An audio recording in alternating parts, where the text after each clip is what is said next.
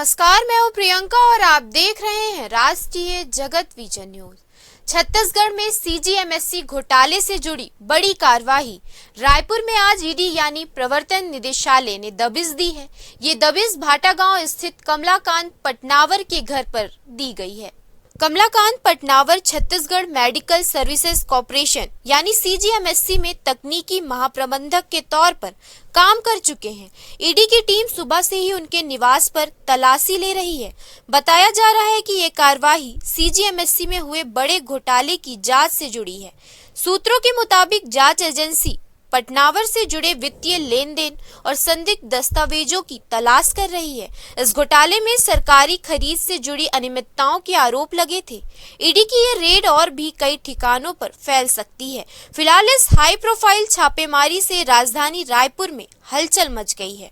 फिलहाल इस खबर में इतना ही। देश प्रदेश के खबरों से अपडेटेड रहने के लिए हमारे चैनल को सब्सक्राइब करें और नए खबरों के नोटिफिकेशन के लिए बेल आइकॉन जरूर दबाएं। नमस्कार।